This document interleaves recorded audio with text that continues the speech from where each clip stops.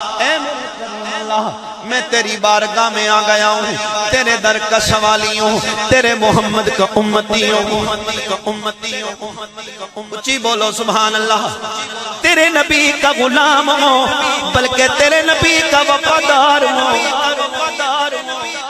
میرے مرشد پاک فرمایا کرتے ہیں، یاد رکھنا لوگوں، بخشش گناہگار کے لیے ہے، غدار کے لیے بخشش نہیں ہے۔ وہ گناہگار ہو، گناہ پہاڑوں کے برابر ہو، رب بخش دیتا ہے، لیکن محمد کے غدار کو کائنات کا رب بھی نہیں بخشتا ہے۔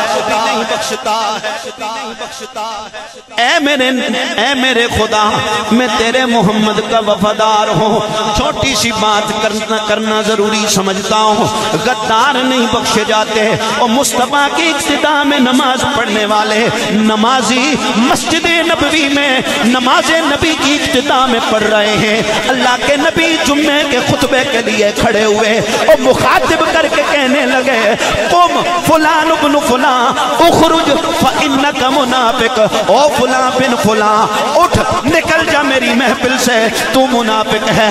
قم فلان ابن فلان اخرج فإنک منافق۔ ایک دو تین نہیں بلکہ 350 سے زائد لوگ مسجد نبوی سے اللہ کے نبی نے نکال کے باہر کر دیے، اور کسی نے یہ نہیں پوچھا سونیا یہ تیرے پیچھے نماز پڑھنے والے ہیں، ان کی داڑیاں بڑے پورے سائز کی ہیں، یہ نماز پڑھتے ہیں تو ان کی آنسوؤں سے داڑیاں تر ہو جاتی ہیں، سونیا انہیں کیوں نکالا ہے؟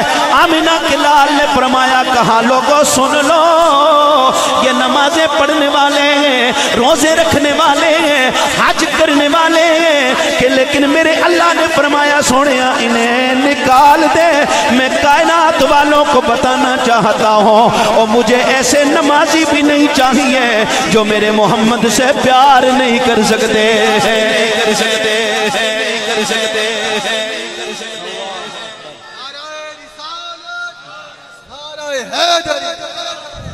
مصطفیٰ کا غدار رب بخشتا نہیں ہے، بلکہ فرمایا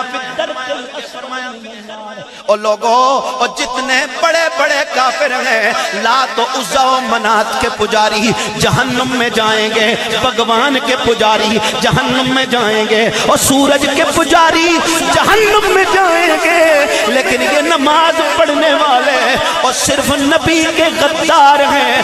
مالک کہتا ہے جہنم میں نہیں بلکہ جہنم کے نچلے درجے میں انہیں رکھوں گا۔